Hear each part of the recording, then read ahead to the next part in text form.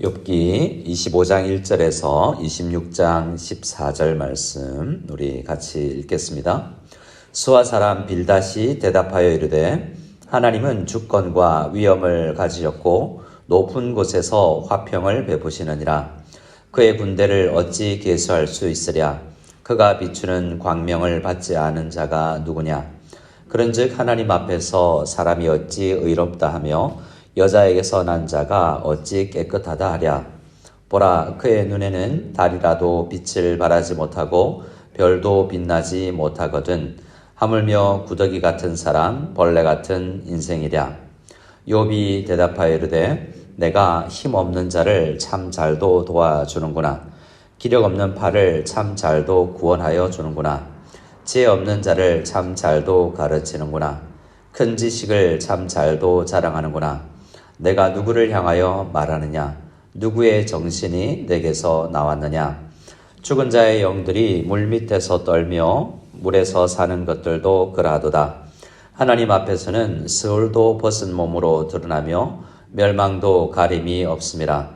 그는 북쪽을 허공에 펴시며 땅을 아무것도 없는 곳에 매다시며 물을 빽빽한 구름에 싸시나 그 밑에 구름이 찢어지지 아니하느니라. 그는 보름달을 가리시고 자기의 구름을 그 위에 펴시며 수면의 경계를 그으시니 빛과 어둠이 함께 끝나는 것이니라. 그가 꾸짖으신즉 하늘 기둥이 흔들리며 놀라느니라. 그는 능력으로 바다를 잔잔하게 하시며 지혜로 라합을 깨뜨리시며 그의 입김으로 하늘을 맑게 하시고 손으로 날렵한 뱀을 무찌르시나니 보라, 이런 것들은 그의 행사의 단편일 뿐이요 우리가 그에게서 들은 것도 속삭이는 소리일 뿐이니 그의 큰 능력의 우레소리를 누가 능히 헤아리랴. 아멘. 오늘 25장 말씀은 빌닷, 세 친구 중에 두 번째로 말했던 그 빌닷이 마지막으로 말을 하고 이제 친구들의 말은 기록되지 않습니다. 소발은 아예 말을 하지도 않죠. 소발은 세 번째로 이야기를 했었는데요. 먼저 제일 처음 소발이 말할 때 말이 많으면 실수가 많다, 이런 이야기도 했었죠. 그래서 그런지 그는 먼저 말수를 줄입니다. 25장에서도 이 6절 안에 물론 이 1절은 소개니까요. 이 5절 말하고 더 이상 말을 하지 않습니다. 근데 이제 욥의 대답이 아주 길어지는 장면을 보는데요. 친구들은 더 이상 이 말 던지고 이제 말할 것 없다. 아무리 이야기해도 욥이 회개하지 않으니 나 말하지 않겠다 하고 말을 멈추어 버립니다. 그런데 그가 마지막으로 한 말이 무엇입니까? 하나님이 얼마나 높고 위대하신 분인가에 대해서 설명을 합니다. 그리고 6절에 하물며 구더기 같은 사람, 벌레 같은 인생, 그 위대하신 하나님 앞에 우리 이런 존재 아니냐라고 이야기하면서 욥을 지칭하죠. 이 크신 하나님 앞에 너는 의롭다고 이야기하는데 너 구더기 같은 존재, 벌레 같은 인생 아니냐, 뭐가 너가 잘났다고 그런 식으로 이야기하느냐라고 하는 핀잔을 주는 말 같습니다. 그렇죠. 하나님 앞에 우리는 구더기 같고 벌레 같습니다. 신약에서도 사도 바울도 벌레보다도 자기를 낮추고 죄인 중에 괴수라고 말하면서 하나님 앞에 참 한없이 연약한 존재다라고 고백을 하죠. 하지만 4절에 그런즉 하나님 앞에 사람이 어찌 의롭다 하며 여자에게서 난 자가 어찌 깨끗하다 하랴 라고 말하면서 너 왜 그렇게 의롭다고 인생이 주장하냐 라고 이야기하는데 빌닷이 말하는 그런 의미로 자기가 의롭다고 한 적은 욥이 없습니다. 욥은 9장 2절에 진실로 내가 이 일이 그런 줄 알거니와 인생이 어찌 하나님 앞에 의로우랴 라고 이야기하면서 피조물로서 아무리 내가 신실하게 살았어도 내가 완전한 의미의 의인은 아니다. 하지만 하나님께서 주신 말씀, 나에게 들려주신 율법에 해당되는 그런 교훈을 지키려고 했었고 나만큼 이렇게 열심히 하나님의 말씀을 지키려고 하는데도 이런 고난을 당하면 누가 하나님 앞에 믿음 생활을 하겠느냐. 이게 고민이 풀리지 않는다라고 말했지 내가 완전히 의롭다라고 이야기한 적은 없습니다. 하지만 빌닷은 마지막 말에서 하나님 앞에 너 죄인이다. 벌레 같은 인생이라 말해라. 이렇게 말하고 끝나버리죠. 그리고 욥의 대답이 26장에서 이어집니다. 욥이 대답하여 이르되 네가 힘없는 자를 참 잘도 도와주는구나. 기력 없는 팔을 참 잘도 구원하여 주는구나. 지혜 없는 자를 참 잘도 가르치는구나. 큰 지식을 참 잘도 자랑하는구나 라고 이야기하면서 정말 하나님을 안다면 그런 식으로 말을 해야 되겠냐라고 말을 합니다. 하나님 앞에 힘 없는 자, 기력 없는 자, 그리고 아파하는 나 같은 사람 앞에서 성경 암송 잘한다고 그게 그 사람 앞에 도움이 되겠느냐라는 것입니다.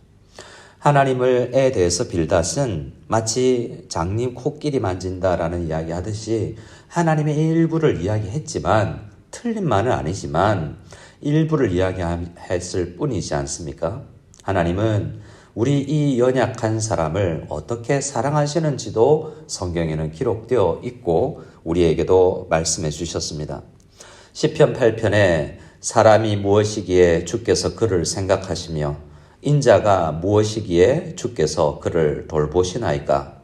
그를 하나님보다 조금 못하게 하시고 영화와 존귀로 관을 씌우셨나이다. 주의 손으로 만드신 것들을 다스리게 하셨다라고 하면서 나는 벌레 같은 인생 맞지만 하나님께서 그 벌레와 이 땅에 존재하는 모든 피조물들을 하나님 대신하여서 다스리게 한 그런 하나님과 함께 하나님 이 피조 세계를 다스리는 부왕의 존재로 높여주신 것이 이해되지 않는다라고 이야기할 정도로 하나님은 사람을 벌레처럼 여기지 않으시는 분입니다.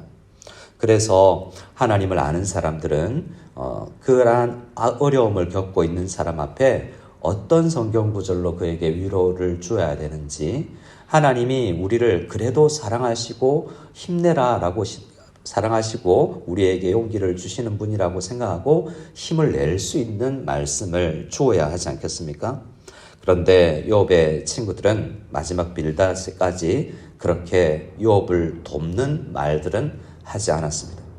신학을 이야기했지만 그 하나님께서 주신 원래의 뜻, 말씀을 주시면서 너 위로받고 또 위로가 필요한 자에 가서 위로가 되어라라는 그 뜻은 이해하지 못하고 있습니다. 욥이 5절부터 자신이 아는 하나님이 어떤 분인지도 이야기합니다. 그 정도 높고 주권과 위엄을 가지신 것 나도 안다라고 여러 번 이야기했었죠. 욥이 이야기하는 하나님 어떤 분입니까? 5절, 6절에는 죽은 자의 영들이 물밑에서 떨며 물에서 사는 것들도 그러하도다. 하나님 앞에서는 스월도 벗은 몸으로 드러나며 이 죽음의 세계라고 알려져 있는 스월도 숨길 것 하나 다 없이 밝히시고 드러나게 만드시는 하나님이시고 멸망도 가릴 것 없이 다 하나님 앞에 밝혀지는 하나님 앞에서는 하나님은 그곳도 다스리는 분이다라는 것입니다. 세상은 우리가 사는 이 세상은 서울과는 다른 원칙이 작용하지 않겠습니까? 서울은 죽은 자들이 가거나 혹 지옥은 하나님을 믿지 아니하는 불신만 있는 세상인데 그곳을 다스리는 분도 하나님이실 뿐만 아니라 7절에서 이제 12절까지는 하나님이 만들어 놓으신 이 세상 창조를 이야기합니다. 그는 북쪽을 허공에 펴시며 라고 이야기하는데 이 북쪽이라는 말은 자폰이라는 단어인데요. 그때 당시 사람들이 신들이 세상의 신들이 거주하는 공간이라고도 생각했던 곳이라고 합니다. 하나님은 신화가 있다면 그것도 만드신 분이고 땅을 아무것도 없는 곳에 매다시는 분이다. 우리가 잘 알고 있는 창세기지 않습니까? 그래서 특히 그 창조 세계 가운데 11절에 그가 꾸짖으신 즉 하늘 기둥이 흔들리며 놀라느니라 라고 말합니다. 하늘 기둥이라는 표현처럼 땅에 마치 건물처럼 가옥 구조처럼 기둥이 지붕을 덧받치고 있는 것처럼 사람들은 땅을 기둥을 놓는 가장 그러한 안전하고 근본적인 것이고 흔들림 없는 것이다 라고 이야기를 생각을 하는데요. 하나님은 그것도 흔들려 버릴 수 있다라는 것입니다. 우리는 수학을 하면서 1+1은 2다라는 세상 흔들리지 않은 진리의 기초에서 세상을 살아가지만 하나님은 우리가 알 수 없는 그것도 넘어서는 크신 분이다라고 이야기를 하는 것입니다. 게다가 12절, 13절에는 이 욥기에서 한두 번 나오는 표현이 있는데요. 그는 능력으로 바다를 잔잔하게 하시며 지혜로 라합을 깨뜨리신다라고 이야기합니다. 성경에서 바다는 피조 세계지만 하나님의 통치를 거부하는 세력들이 있는 곳으로 자주 등장을 합니다. 그래서 예수님께서 바다를 잔잔하게 하시는 기적을 베푸실 때에 그것은 우리가 볼 때 사탄과 마귀 그리고 그에 비슷한 종류의 존재들이 하나님을 거절하고 온전히 순종하지 않지만 결국 그것도 다스리시는 분이다 라고 우리가 알 수 없는 놀라운 그 세계 이면의 세계도 하나님은 다스리는 분이다 라고 이야기합니다. 그리고 바다 안에 라합이라는 존재가 있는데요. 바다 괴물 혹은 우리가 아는 포세이돈이나 바다를 다스리는 어떤 신화적 존재라고도 하기도 하고 어떤 사람들은 실제적 동물을 이야기하기도 한다라고 말합니다만 이렇게 그 라합이라는 것은 성경에 리워야단 혹은 창세기 1장 21절에 바다의 피조물들을 만드실 때 큰 바다 짐승을도 만드셨다라고 이야기하는데요. 그런 탄닌이라고 이야기하는 그런 존재들은 주로 하나님을 거역하고 하나님을 사람보다 세 보이는 그런데 하나님을 대적하는 그런 존재들인데 그것도 다스리신다라는 것입니다. 그래서 어떤 면에서 욥이 이야기하는 하나님이 더 크신 분입니다. 더 크신 하나님이죠. 그런데 14절에 욥이 뭐라고 이야기합니까? 보라, 이런 것들은 그의 행사의 단편일 뿐이요.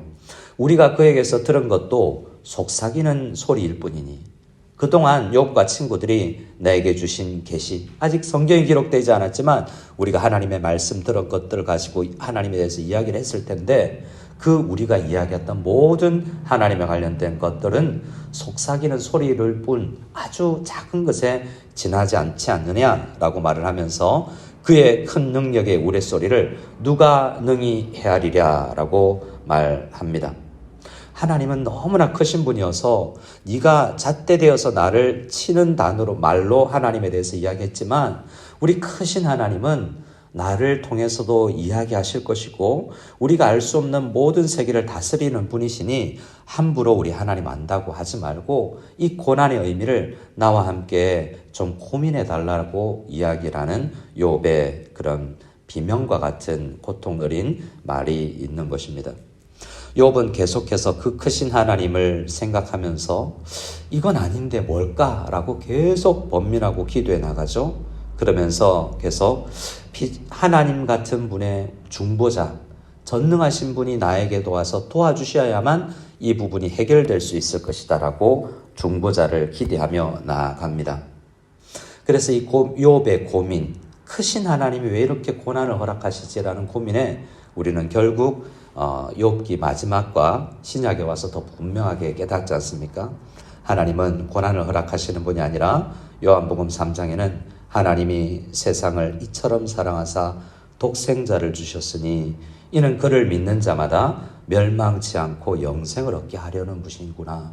나를 벌레처럼 여기는 게 아니라 너 죄인이라고 말하는 법관이시지만 그 법관의 의복을 버리고 아들인 나를 위해서 대신 죽어주시는 나를 사랑하시는 분이구나 라는 것을 우리는 깨닫게 되지 않습니까?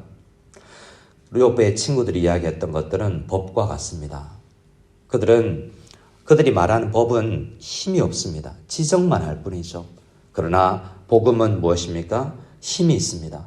죄인들과 우리 연약한 이 벌레 같은 우리를 구원할 수 있는 힘이 하나님이 우리를 사랑하시는 그 복음 안에서 나타납니다. 로마서 1장에서 내가 복음을 부끄러워하지 아니하노니 이 복음은 모든 믿는 자에게 구원을 주시는 하나님의 능력이 된다라고 고백하지 않습니까? 욥은 어떻게든 나를 사랑하시는 하나님이 이 모든 환경 속에서 어떻게든 선을 이루어내는 능력이 있으신 분이라는 것을 믿고 하나님 앞에 그 능력을 경험할 때까지 기도하고 나아가고 있는 것입니다.